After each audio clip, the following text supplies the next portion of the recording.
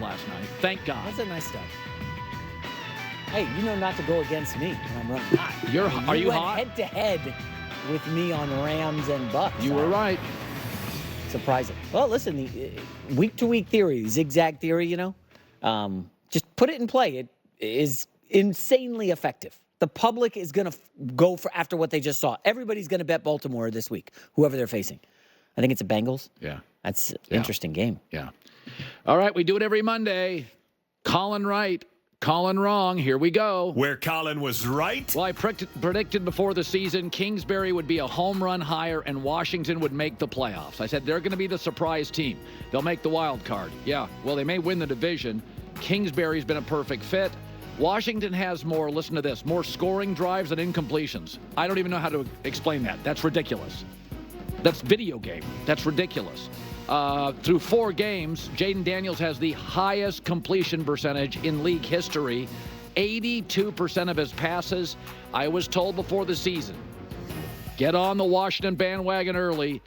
New owner, GM, coach, Kingsbury's going to be a home run. We were right on that one. Where Colin was wrong. Yeah, my optimism was Sean McVay and Matt Stafford fixing all the problems for the Rams' health. My optimism's dying. No Puka, no Cooper. They have no playmakers. Everything has to be a long drive. Matt Stafford, not super mobile, moves okay, is trying to save the team, and he can't. They just don't have any players. Offensive line, the backups are backups to backups. McVay is great, but there are limitations when you get cluster injuries to 2 key areas for an offensive coach, and this is just not going to be the Rams' year. Where Colin was right. Day one on Nick Sirianni, I said, I was told he was not a head coach. He was closer to a position coach. They're not only 3-8 in their last 11 games. Folks, they're the only NFL team without a point in the first quarter. And listen, I know there's injuries. This is the NFL. Everybody's hurt. From his opening press conference on, I think there have been times when he's been a bit juvenile to be a head coach, doesn't have a certain gravitas. And Philadelphia is a well-run organization, but they are very impatient, and I don't know if he lasts the season. Where Colin was wrong. I defended the Doug Peterson hire in Jacksonville post-Urban Meyer. I thought he had the right temperament. Doug's not going to yell and bark. It's going to work. But this thing's unraveling. They've lost 5 straight. Trevor Lawrence has lost 9 straight. It's an organization, and this was a little bit Doug's reputation. They're a little loose. They're not great on the details. And I've supported Doug from day one, and I'm not sure who's exactly to blame, but there are fissures now, and they're going public. Here's Doug after the loss. As coaches, we can't go out there and make the plays, right? It's a two-way street. So, you guys can sit here and point the finger all you want, and that's fine. Point it right at me. I can take it. If it's not working, if it's not in rhythm, whether it's your plays or not, that you head off play caller. Yeah, sure. Okay, I'll take it into consideration. When it goes public, when the couple's fighting in public, you don't know what the drive home's like. It's trouble in Jacksonville. Where Colin was right. Anthony Richardson, he's fun to watch, but you got to complete stuff from the pocket. It's hard. I get it. But yesterday, he got hurt again. He's reckless. I understand loving athletic quarterbacks. Nobody's a bigger fan than Lamar. I've been defending him for 4 or 5 years. But the Anthony Richardson thing, if Shane Steichen can't fix it, and he's one of the really smart guys in this league, if he can't fix it, I don't think you can fix it. Yesterday again, Anthony Richardson got hurt. Where Colin was right. Don't buy the Browns ownership. I love the coach. I love the general manager, but I think Deshaun Watson was desperate. Yesterday, passer rating at 85. Raiders were missing Devontae Adams and Max Crosby, their 2 best players. That's as vulnerable as the Raiders can be. Raiders are still rebuilding, and Cleveland couldn't get it done. So I've said before, I look at organizations top down. I don't buy Cleveland. I think Stefanski and Andrew Berry are really sharp guys, but I think their hands are tied, and this contract is awful. Where Colin was wrong. Boy, was I wrong on Colorado. 3 weeks ago, 2 weeks ago, I said, give me a break. You're the fake ID of college football. You're trying to tell us you're something you're not. Yeah, they're now 4-1. And this weekend, now we know Travis Hunter's the best player in college football, and Shedeur Sanders has talent. But to beat 48-21 over UCF, and some of the plays in this game, this is not supposed to be a great draft. What if Colorado gets Travis Hunter taking 1, Shedeur Sanders taking number 2? You think it's crazy, but when you watch these guys play, you talk about jump through the television. They're insane talents. Dion now is beating ranked teams. They're 4-1. I was way wrong. Where Colin was right. But I thought Bama would beat Georgia. Carson Beck, good luck. But after watching Shedeur Sanders, you're not going number 1. And I'll say this, Kalen DeBoer did this at Washington. He got the Huskies to a national championship without a lot of NFL bodies. His ability to, he's not a great recruiter, but he may develop offensive players as well as anybody I have ever seen.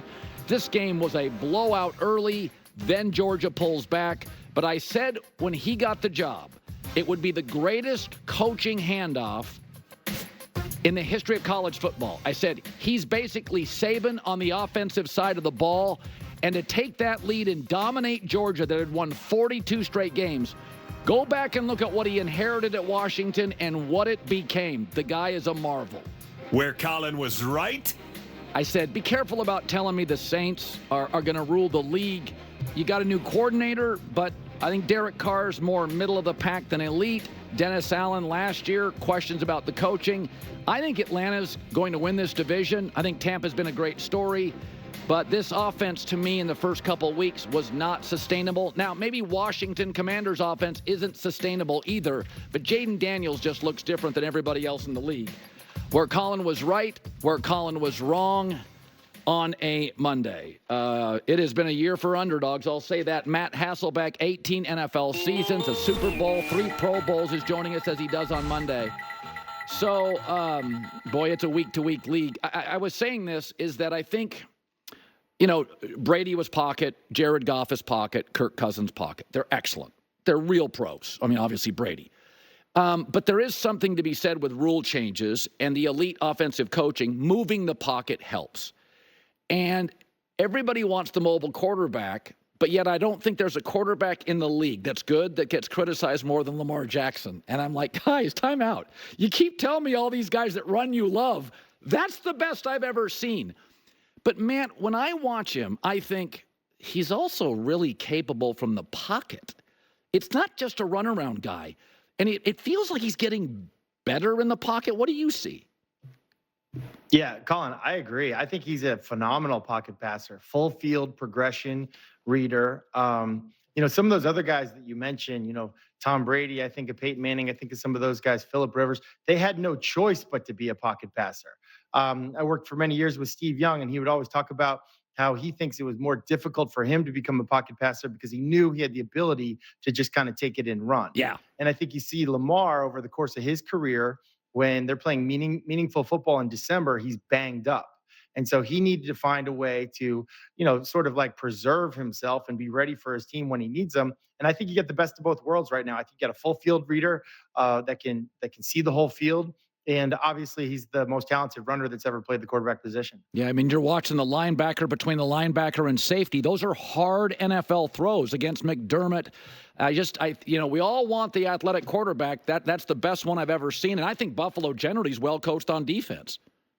Yeah, and Colin, can I add one thing? I think a good mark of what the defense thinks about you as a passer, as a full field pocket passer, can be measured by how good how much they respect your screen game. So next time you watch a Lamar Jackson game or go back and watch the last 4 weeks, people respect the heck out of the Baltimore Ravens screen game because they really do truly respect him as a deep ball thrower. And I believe I don't know that I've ever heard anyone say this. I believe that Lamar Jackson is the best quarterback when it comes to throwing to tight ends, all the way back to college. This guy has a knack for making tight ends that aren't open. And, you know, so if and when he puts it all together consistently, I mean, he really already has. Who am I kidding? This guy can go toe-to-toe with any quarterback in the game. Yeah, he's so fun to watch. So explain to me, I thought this was a terrible spot for Bo Nix and the Broncos. Rookie quarterback, Jets had extra prep time.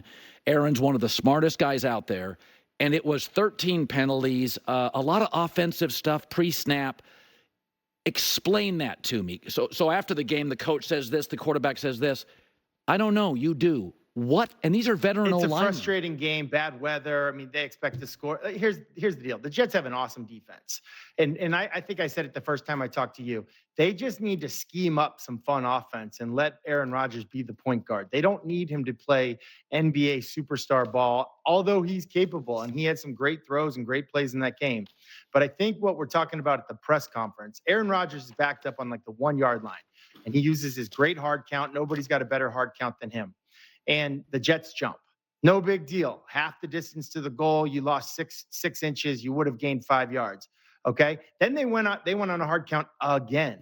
And they jumped off sides again. But whatever. We lost like 3 inches. Not a big deal. We could have gained 5. Risk reward. But then later in the game, the Jets are on the 1 yard line going in. Yeah. And this is an area where it's just kind of an unspoken. Quarterbacks never go on a hard count on the 1 yard line going in. Always on the 1 yard backed up, never going in. Now you're Aaron Rodgers. You can do things that other guys don't do, but it's got to work. And what did the Jets do? They jumped off sides. And so, that's where that rift came post game between